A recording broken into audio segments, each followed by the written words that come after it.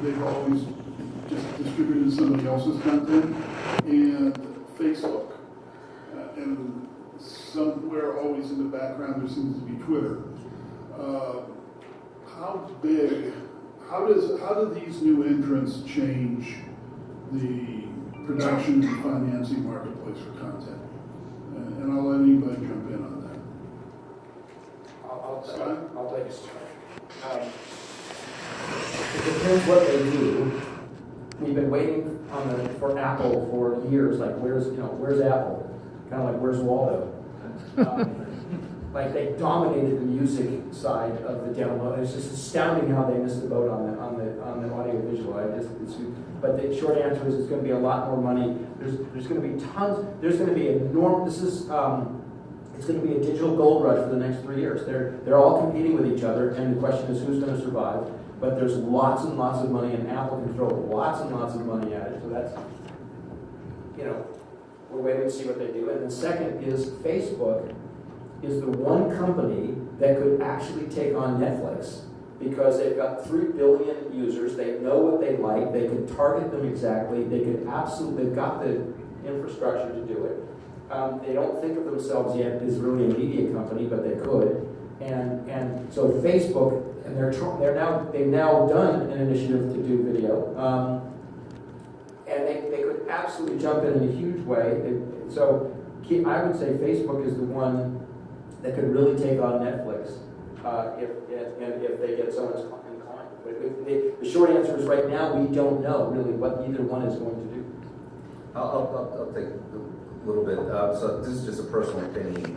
I had a friend 20 years ago who was talking about studios and said this great thing off the cuff, one of those things that somebody says at dinner and forgets that they said, but you remember for the rest of your life. And what she said was, any facility that's a one facility owner, or any studio that's a one studio owner, has the strengths and weaknesses of that owner, which in my career has proven astonishingly prescient. And having worked with Amazon and Netflix and Facebook and not Apple, you can see how much of the culture of the company drives this kind of thing. So Jeff Bezos has a very personal interest in content. You can see it.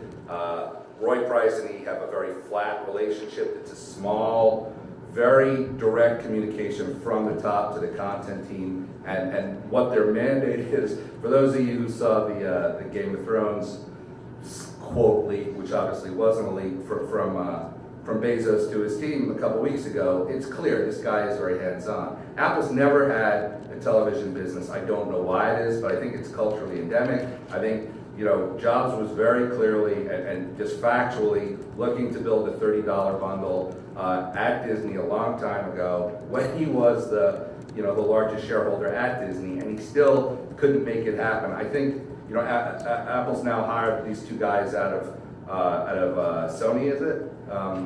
Yeah, the Sony, and hopefully they'll do good things. I wouldn't put my money on it. I think getting into a content business for a business that has never been in content is a vexing thing. It's so much different. It's so much about trusting people's hunches and hiring showrunners and creative people and letting them do their thing.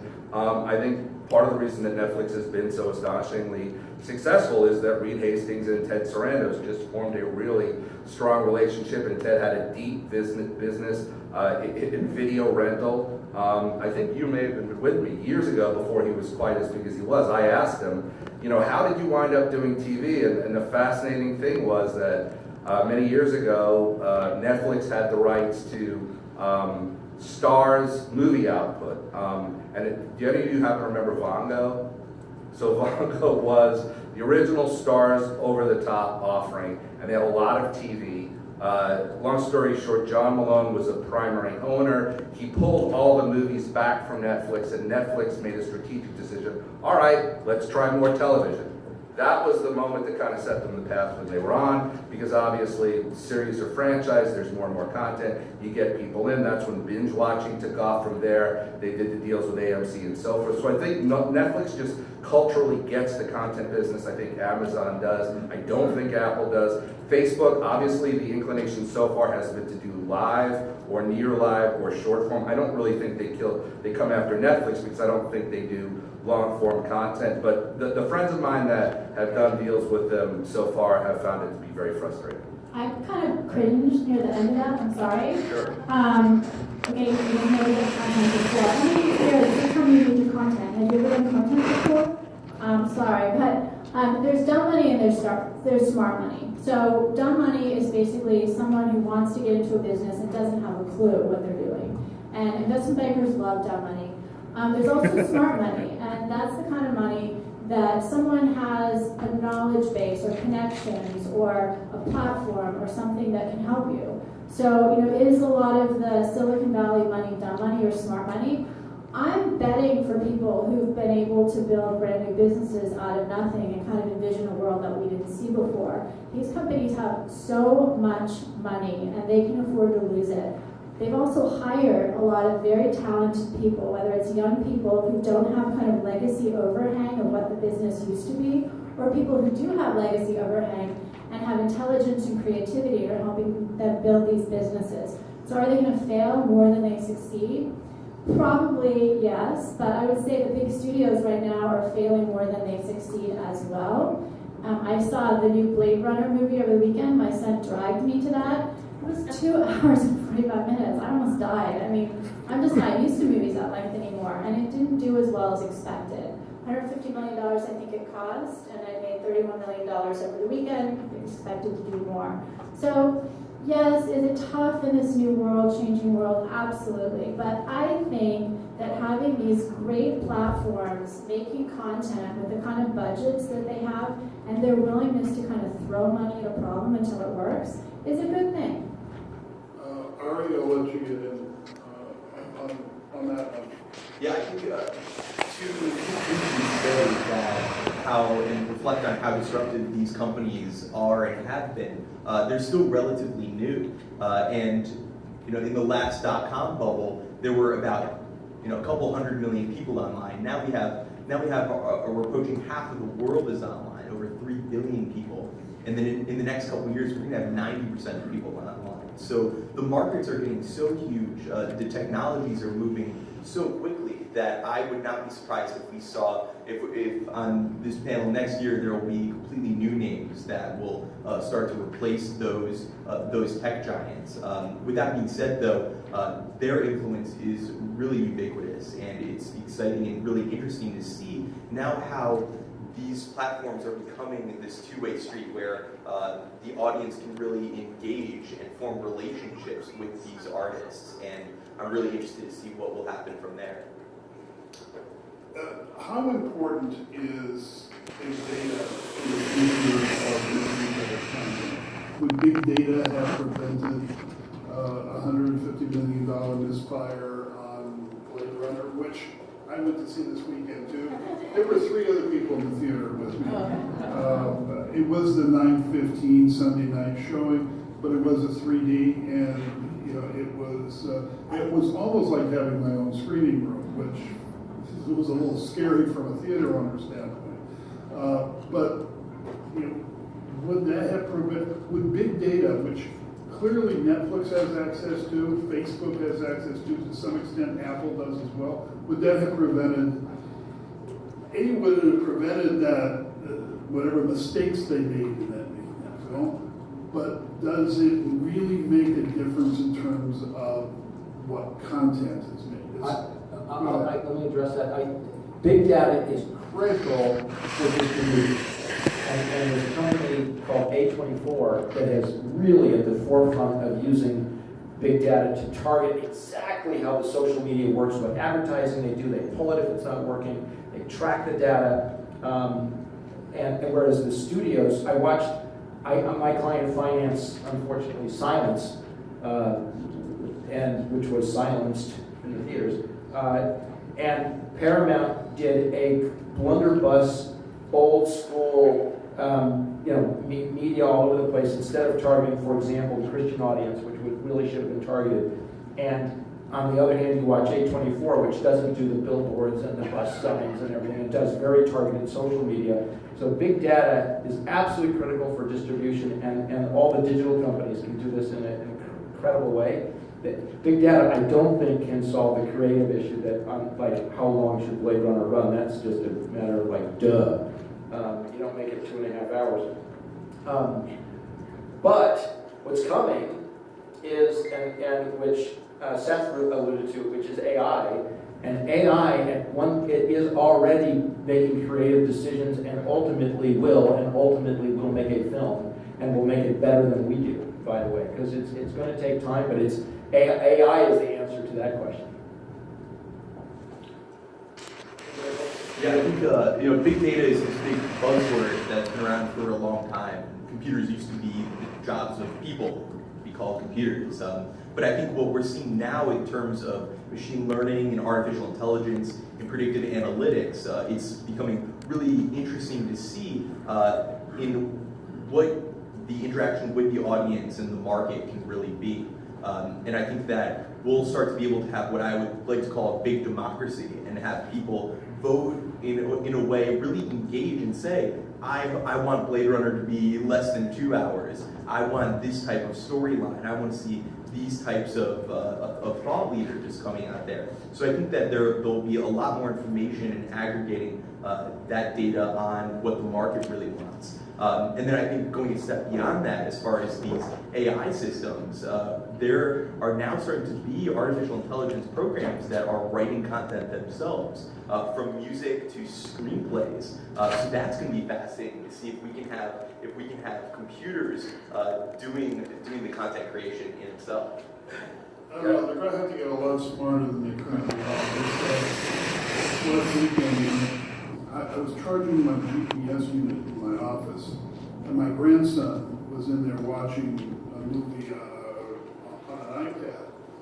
And I was just outside, and suddenly I hear this violent argument break out between him and the GPS unit. Somehow it triggered, and she said, I don't understand what you just said, or something to that effect. And he responded, and the GPS unit responded, and he started yelling at him, "You're annoying me. I don't understand what you're saying. Shut up. I don't understand what you're saying." It was actually quite humorous. Anyway, I have a feeling they will get smarter, and eventually, I can imagine 2 AI units holding a conversation at the speed of light. So, and then... Well, just real quick, And then the Transformers come and it's all, anyway. I actually do some work with IBM, who have Watson, and also their video big man Watson are doing stuff together. It's already happening. I mean, it's already happening. It's just really disturbing. So the folks with really good AI, I think, understandably, are reluctant to share the experiences that they're having when the machines start talking back, which they're already starting to do, because I think culturally we're all leery about it, and so there could be a real groundswell against socializing some of what AI is already starting to suggest. That's been my personal experience. Anybody else want to? Just to add, I think also, again, going back to the impact side and the data around being able to show how these artists are having an effect on the local environment, the local economy, the global ecosystem around what kind of impact these ideas really make. I think that, again, people are going to want to support these causes that are really aligned with their values, and I hope that these new data systems can really help maximize that potential. Last question for the panel before we go on. I'd be remiss if I didn't ask about the international market. It used to be that you made certain number of, you financed it with international pre-sales. These movies and to some extent television as well. Now with the OTT services, they're typically buying global rights up front. Is there an international market, or are they just a source of production financing? This was my life. This is what I used to do for a living. Now I do windows. the pre-sale market is dying fast. The old model of it, and what's happened is, as you can imagine, as the digital OTT goes worldwide, you impact immediately the theatrical experience, pay TV, VOD, DVD, and all that's left is free TV. And so the foreign distributors that used to buy all of Germany, for example, I represent a number of foreign distributors that would buy all of Japan, all of China, all of Germany. They can't, either they just don't buy because Netflix is picking up one or the other of the media, or the numbers just go way down, or all that's left is the direct. When you go to the market, all that's left is the direct. And so it's completely been hammered. I will tell you, in the last few years, the pre-sale market is just hammered. And I've had experiences where I had one recent, my life is, I do pre-sales, and it's all the craziness of notices of assignment and distribution agreements and banking and bonds and everything. And the other was just another film, exactly the same budget range, going to Netflix, and it was just one deal. And so that, the efficiencies of just going to the OTT market, and it's absolutely swamped the pre-sale market. And I come from finance, so I look at money in a very specific way. And I would almost say, to most people, it just doesn't matter. When we were trying to get any deal done, we obviously would have to look at the market, and I started in technology, which is very cyclical, where sometimes you just couldn't get money, but there's always someone who's got money somewhere who can help you out. And so, here we're talking about different trends. We're talking about, okay, Amazon's got tons of money, and Netflix has tons of money, and YouTube has tons of money, and maybe not so much money is coming from China right now. So as a content creator or someone who's trying to sell something, a company or a product or content or yourself, whatever you're trying to sell, you kind of have to just coldly assess the market at any given time and say, okay, that flow of funds, that model isn't working right now. Will it work later? But it doesn't really matter. I'm trying to make something now. And so where are the opportunities? And that's going back to the platform again. This is the world as it is right now, and if you want to get something made in the next 12 to 18 months, you need to look at that reality. And if you want to really be smart, then you start thinking, okay, what about 3 years from now? What about the long term? What about this content? I mean, sometimes I was valuing something for a client of ours. It's a dead celebrity, and these are movies going back 50 years. They still have value. So there's value today, there's value yesterday, there's value tomorrow. And if you're looking at the world today, you really only care about how you're going to get from your point right now through the end of your product, sell it such that you can make enough money to then look at the market again and make the next product or content or whatever. Can I make a happy observation? Sure. So this is one for creatives, for writers and producers. One show that I thought was really remarkable, not that it's necessarily an outstanding show, but as a format, was Narcos. Because Narcos, if you've watched it, if you watch it not knowing, you don't really know whether that was produced by a Latin American production company or an English language production company. It's basically 50-50. It's playing on a platform that has penetration in each. The revenue model already exists. It's something that prior to Netflix, I don't think ever could have happened to have a format like that. It reminded me of, I was doing some work in Rio in 2012, and there had been legislation when Brazil was still sort of on the uptrend relative to how much domestic content Brazil would have to take, and it was sort of a pushback against the big studios that were present in Brazil. And one thing that I found was there was this really interesting cross-chatter between Brazilian telenovelas and Korean soap operas, because they sort of share a lot of the same elements, the sort of operatic stuff. And so I think one of the nice things about the global platforms, and it's obviously not great that foreign pre-sale gets impacted, but one nice thing is, in an increasingly global world, if you have the ability to create a market. I mean, for example, the blockchain market, for those of us, if you work in blockchain and you're in America, you are at a disadvantage, my friend, because this country is just behind. It's in other territories and in other conferences and other areas that are leading the way in that. And so I think as a content producer, I would be really fascinated looking at, like the big one we used to look at is like second generation Hispanic culture in America that speaks both Spanish and English, still grossly underserved. So I think to the extent that you can find new global audiences that you can reach wherever they are, which you couldn't really do before from a Netflix, from one platform because OTT didn't exist, I think that's still going to be an amazing opportunity for the people who can harness it. But let me add another happy note to that, because exactly apart from the theatrical experience, Netflix has said, and particularly with Narcos, that they can afford $20 million per hour for television content if it goes worldwide. All right, so there's the future. Yes, international, obviously not theatrical, but $20 million an hour. Who can compete with that? So there's money being absolute enormous amounts of money for content creation on a digital platform. How much of that goes to the producer? A lot, but look, they're not going to get it back in. But I sell a lot to Netflix, so I know the model. The percentage used to be a higher percentage, is now going down. But you make a profit, and you make a profit on every episode, and it ain't bad, and that's a happy day compared to, frankly, most films lose money. So I keep hearing, oh, you lose the back end. It's like, huh? The only back end you lose is the losses that you is the average is what you get on a normal film. So here you have a built-in profit, happy day. All right.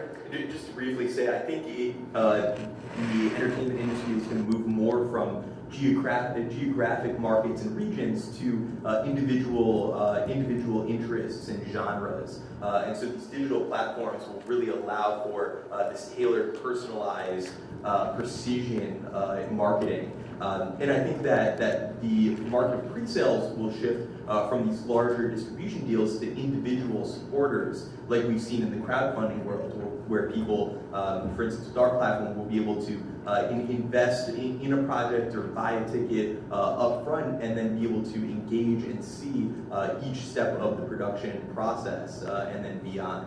So I think that that's going to be really fascinating. And by the way, the big guys understand this because I completely agree. One tell on that would be something like Crunchyroll, the Turner Otter deal. So Peter Turner, former head of Fox, has a $500 million war chest from AT&T, and the initial foray was into doing things just like that, looking for niches like anime or other things that have pockets of audience all around the world that weren't. It's more of a scatter market, but they're passionate. They'll pay. So I think you will see an opportunity in niches like that, both on a small level independently, but also coming from the big guys.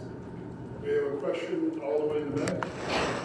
Actually, a comment, since I'm producing a Could you stand up, please? comment, since I'm producing a feature motion picture, which partially depends upon your sales. We're going to the American Film Market in Santa Monica next month. There's going to be about 800 firms there still doing pre-sales. I would not say the pre-sales are over. As a matter of fact, we have North American distribution. We are looking for an international sales agent. We'll come up with about half of our budget. We have the other half financed by tax benefits in the UK, or the UK company.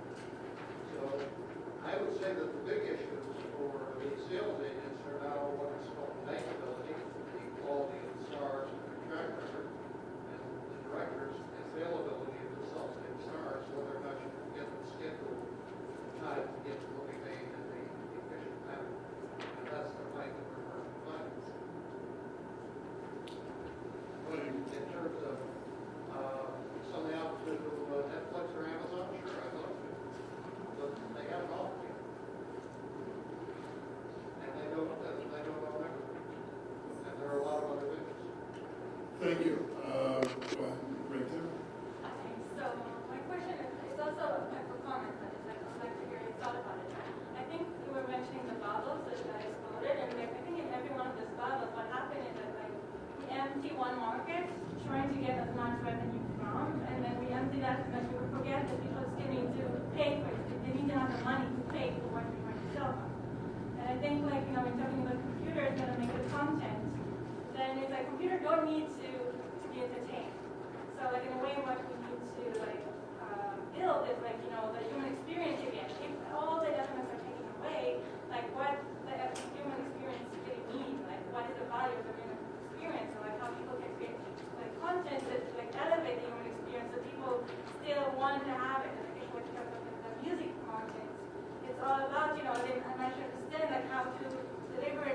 target the human experience of watching and listening. So how do you think you can translate that to the content? Any response? Yeah, just to quickly say, I completely agree, and I think that that the arts will be the last thing that AI will take over. But I think that this automation can really remove the obstacles and the pieces of building a business or technology that humans don't want to do, and will allow people to pursue their creative passions. And on the receiving end, I think that we will continue to develop our interpersonal reactions in real life. And I am excited about the merger of the virtual and the physical world. And I think that we're going to see an evolution of the theater environment, and I think it will be great. I'll just add one quick thing.